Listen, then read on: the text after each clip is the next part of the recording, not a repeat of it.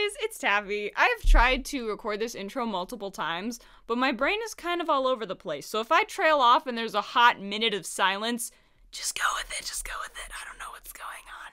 I promise I've eaten and drank enough today. My brain is just on one. Also, I'm ranting, so that doesn't help. I know last video was kind of a chill me telling stories, but this video is going to be me, not ranting, but just talking. So sit back, relax, and listen to my thoughts. And again, these are my thoughts and my opinions, so take them or leave them. Yeah. I want to talk about gaming. Something that I don't think is super shown on my channel, or maybe it is and I've just forgotten, besides when I do, like, live streams with Wandering Bard Gaming, shout out to him, he's the best, is that I'm a huge gamer. I love video games. I love them so much. And gosh, it's, I can't even. But I just watched the movie Free Guy. And if y'all have seen Free Guy, you know where I'm going with this. So over the years, a lot of movies about video games have come out, but I haven't been super intrigued to see them. But this one looked interesting enough for me. And the thing that really drew me into this was that they were going to focus, and I think they focused on this a little bit in the past movies, but they were focusing very, very specifically on NPC to player relationships. And the thing about NPC to player relationships in any shape or form, may it be ally, background character, the graphics can be awful and the storyline can be poor. But if the characters you're surrounded with in the game are solid enough, you're gonna want to keep playing. And that's one of the magical things about gaming, is that unlike movies and books, you yourself are in the world. And that's what I love. That's what I love about gaming, is that you yourself are in the world. People are reacting and talking to you. Even if you're playing a character and not just your own self, you still build relationships with other characters, and you still get to know other characters on deeper levels, trust them, and understand them, and you get to dig into some really beautiful characters in gaming. And so when I realized that the movie was going to focus on that, I was very, very intrigued, and they did not disappoint at all. Because the funny thing is, all of us gamers have at least once fallen in love with either a background character, random character you pass on that one road near that one castle, next to that specific one prairie. We have all had a crush or a thing for some character. Now, sometimes it's the ally character that you're with the entire game. Been there. Sometimes it's that random character all the way over there. Also been there. So I was stoked to see somebody pulling that up, and they executed it beautifully. Also, it was just amazing to see so many different genres of gaming represented. Ugh, it was refreshing. It was so beautiful, the fact that they referenced, sandbox games and RPGs and first-person shooters. Like, everybody had a moment, and that was super refreshing for me to see. Also, focused on small game developers. We love small game developers. I love small game developers. I love those little studios that will just produce this gold nugget of literature, and even though that game gets overlooked a lot, to you it is the biggest thing in the world. And I recently found a game like that, and I will probably either talk about it in this video or I will post a separate rant about it, so just get ready. Anyway, so I want to talk more about, I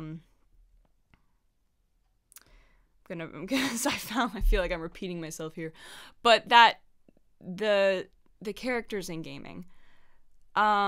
So I hope y'all know, me and Wandering Bard Gaming are currently doing Sunday night streams where we're playing Undertale and I'm doing the voices. And it's really fun to do it because obviously I get to play with one of my best friends, and we get a great turnout, and it's super great and it's such a good experience. But what's really cool is the people in the comments, and of course, Wandering, who's never seen this world, and so him reacting to it completely unprepared is such a blessing to watch.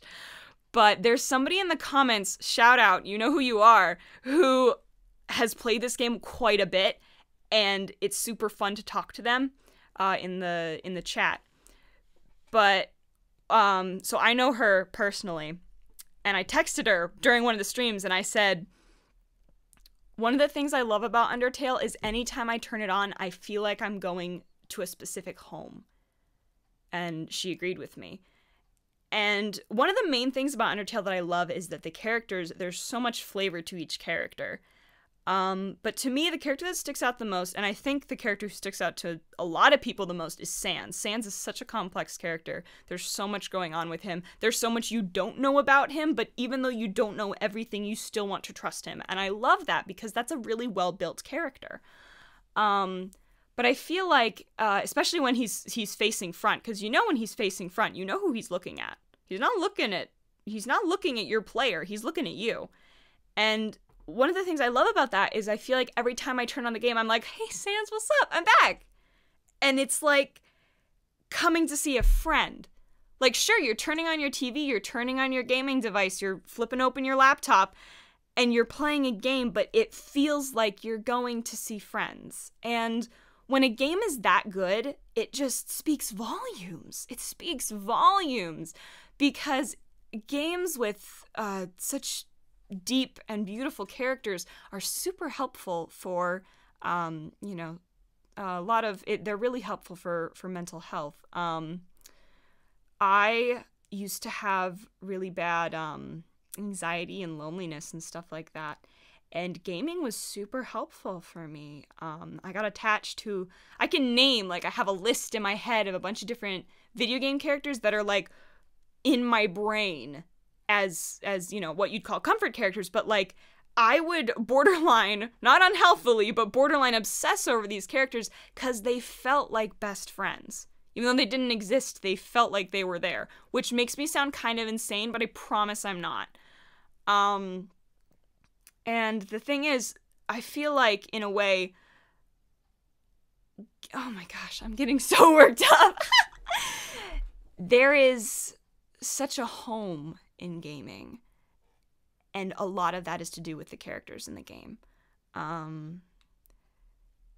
It feels like real relationships and real friendships, and that's how you know gaming is a whole other level of entertainment, because it's true, it's life in a simulation, and I'm okay with that.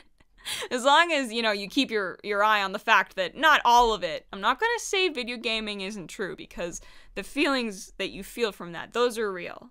Those are very, very real. But, obviously, it is written and created. But it just shows the magic of the human brain and what people can do. I knew this game was going to come up. I recently played Sea of Solitude for the first time. And that game, I think, is, like, I've done a little bit of research behind it, but I know that it's not a super duper well-known game. I stumbled across it because it was on sale in the eShop. And the thing about that game was it related to so much that I've dealt with in my personal life. So it was very deep to me, but the thing is, I watched the TED Talk made by the wonderful woman who wrote the game and created the game. And she explained how the whole game was kind of her own life simulation, what she's been through. And that just connects people. Because she said that game had such a positive reaction. So many fans apparently wrote their company. I wrote their company and said, thank you. My mental health makes more sense to me now. Things click better. I'm better at asking for help. I'm better at doing this or that or the other thing. There was just such a positive reaction. And that's the beauty of it. That little things can mean so much. Games where you can choose your own ending were my favorite thing. I played Minecraft Story Mode, which is another not super duper duper popular one. Telltale Games was amazing, and I will forever love Telltale Games. Even though I've only played Story Mode, I've heard, like, one of my closest friends really, really likes Tales from Borderlands and has the same love for it that I do for Story Mode, so I'm guessing the feeling is mutual for most of the games.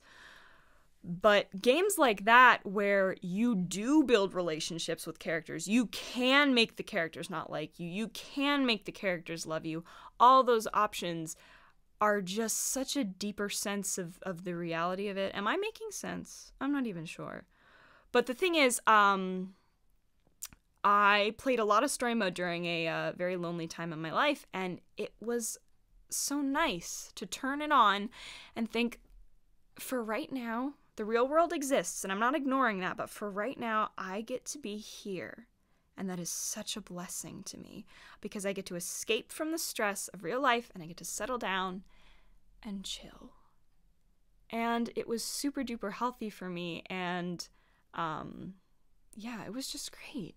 And goodness, I'm going, but I'm not even sure I'm making sense. But yeah, the human mind is capable of so many alternate realities, you know what I'm saying? So this is gonna sound weird, but if you're out there and you have a story or a movie idea or a game idea, or it could be anything, and you want to put something into the world, please do, because I want to see what you have. I want to see what you want to create. I love seeing people putting themselves out there and just showing what they can do.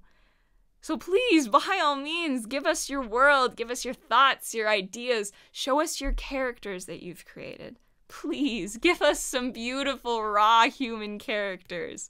Bless us, please. Because everybody has a story to tell, everybody has characters to show, and whether they are character versions of your closest friends, character versions of your enemies, or even just the demons in your head put on paper, I want to see them.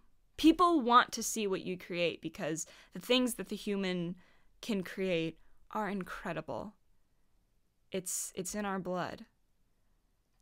So, yeah. This is not the message I expected to get out of this, but yeah, please.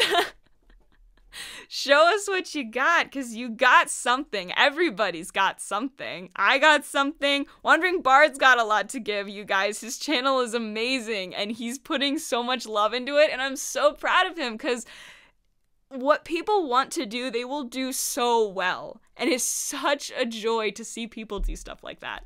So, go, make that leap, do that thing.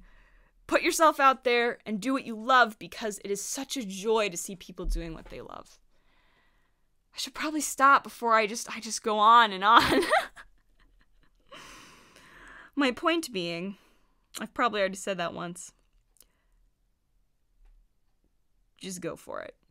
Throw everything that you got and allow yourself to bury yourself in a video game when you need to. Please do. I am probably going to finish recording this and go back and play Sea of Solitude, because it's my obsession right now. It is my little happy place. Oh my goodness. So yes, yeah. Also, go watch Free Guy. It was good. It was a good time. It was a good time. I greatly enjoyed myself. As a gaming nerd, I was very satisfied. Have a wonderful night, and thank you for listening to my long rambles of thoughts. Also, if you guys, I was for a while keeping comment section closed because I didn't know what kind of people I would attract with the content I post, but y'all seem pretty chill, because I think most of you here are my closest friends. So hi guys, I love you. The comments are open for you. If you want to recommend games or just chat, you know, keep it safe, keep it PG, don't yell at anybody, obviously. Keep it toxic free, ladies and gentlemen. But yeah, feel free to talk, feel free to not, whatever, I don't care. Have a wonderful rest of your night. Go play a video game. That is my advice to you. And tell me what you're playing, I want to know. Everybody's got different gaming tastes, and that's one of the one of the magical things about humans. Have a wonderful night. Bye-bye.